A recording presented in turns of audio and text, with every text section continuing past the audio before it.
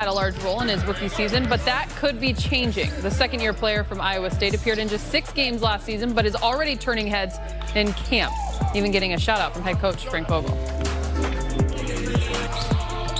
I would say he continues to impress. You know, I mean, the young man has a great attitude, a great spirit, comes to work every day with humility, and you know, he just goes out there and kicks people's butts. I mean, quite frankly, he's just he's a heck of a talent. He's had a great 2 days here. I'm coaching him harder than you know, the rest of the players on the team, a lot of the veterans, because I think he's got a chance to be really good for us immediately, not just down the road. And you know, couldn't be happier with the start that he's off to. Great praise there by head coach Frank Vogel. Mark, it's also something that I think that you would hear from his teammates as well when talking about THT. Do you see him getting even more playing time this season?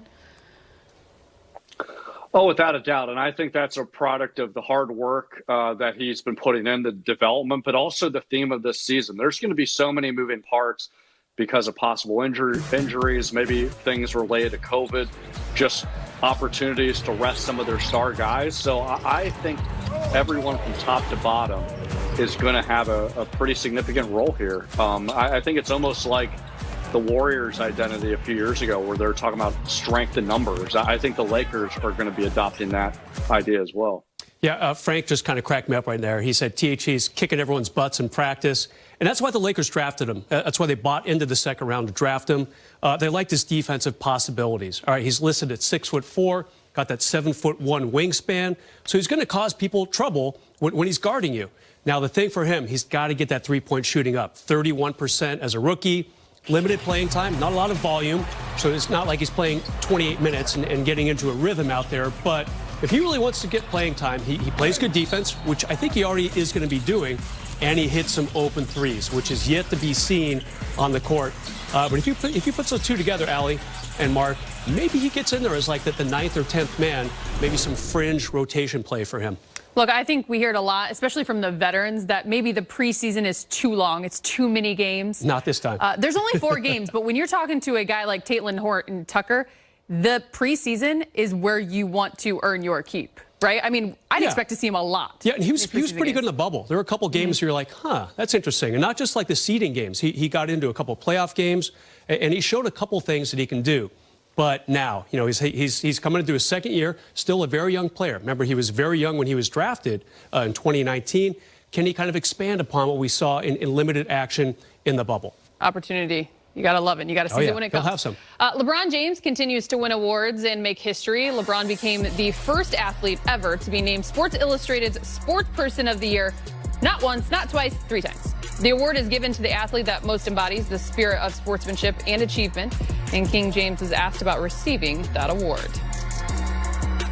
You know, it definitely does. And you see the class that I was in, and the group that I was in, the men and women that I was a part of, you know, understanding that, you know, we're more than athletes, you know, and, you know, being able to go out there and not only perform at a high level in what we do as far as our profession, but also being able to change lives and create opportunities and empower people and inspire people off the floor, not only in our communities, but all over the world. So it means a lot, you know, to be a part of that group and, like you said, to be the first ever 3-time winner of this award. Very humbled. It means a lot to my family and my friends and, you know, my kids at my foundation and my school back home and my city of Akron, where I come from. So it's a great time. From winning a title, finals MVP, all of his initiatives off the court, you got the more than a vote that he was very largely in front of. Mark, you just can't say enough about LeBron and what he continues to do.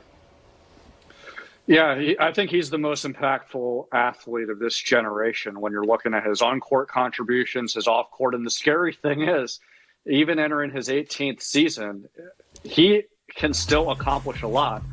Lakers GM Rob Pelinka was saying the other day that, you know, he's mindful that he's going to be retiring his jerseys. He's hopeful that that will include a Lakers jersey.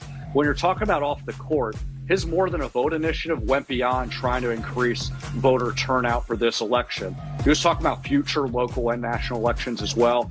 The I Promise School initiative that he's done the last few years, he's going to continue to do that every year, and he wants to be able to oversee the students that entered that in middle school all the way through high school and see what the net benefits are. So as much as the accolades he's gotten are well-deserved, I think in LeBron's mind, he feels like there's so much more that he wants to accomplish. And then you also look for whenever he does retire from his NBA career, what he does post. And I think it'll all fall under this umbrella of impacting the community in a positive way. Look, a great NBA player has a choice. You know, just play the games and be good and maybe win some championships, make some money. And you know, people will talk about you fine in NBA circles. Or you can do that and add the off-the-court stuff. And that is where LeBron James is different from plenty of superstars who have come and gone in the NBA over the decades. I mean, this guy has done so many different things. And the I Promise School that Mark alluded to, right before he became a member of the Lakers, or right after he was signed with the Lakers, that to me was a really big deal. It's about a $50 million initiative, if I remember correctly. I'm thinking, this guy donated a school. I mean, how cool is that? I mean, that's something that I have never seen from a player and might not ever see again. What a great idea by him. That, to me, really put him on the map of stuff he can do off the court. You guys have covered a lot of athletes and a lot of great ones at that. Yeah. And not to compare at all, but when you're speaking specifically of a guy like LeBron James, you mentioned the I Promise School. We've all heard of it. We talk about the More Than a Vote.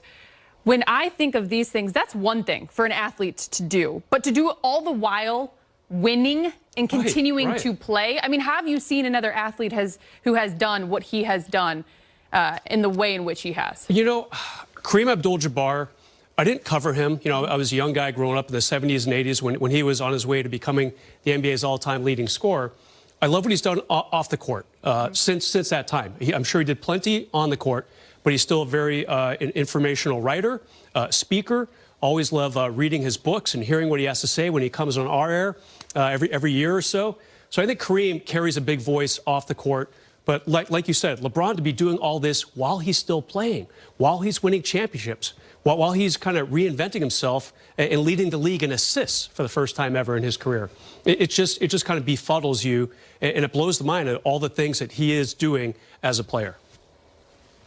Yeah, Allie, and if you don't mind me adding this, when the NBA suspended the season in March because of the coronavirus pandemic, I talked to some people with the I Promise School, and they're saying immediately LeBron James was in contact with them to make sure that all the students and families were still taken care of, even though schools were going to be closed. So it involved a lot of, support when it comes to food, having, shelter for these families in need. So he's been doing even above and beyond during the pandemic, and that's obviously been more important now than ever. Look, he wears that more than an athlete across his chest, and he's not just talking about it. He's actually being it. Yep. Speaking of LeBron, part 2 of Road Trippin', featuring the one and only LeBron James, premieres tonight, right after us, 8 o'clock, with a very candid LBJ. He joins me, Richard Jefferson, and Channing Frye. You won't want to miss it.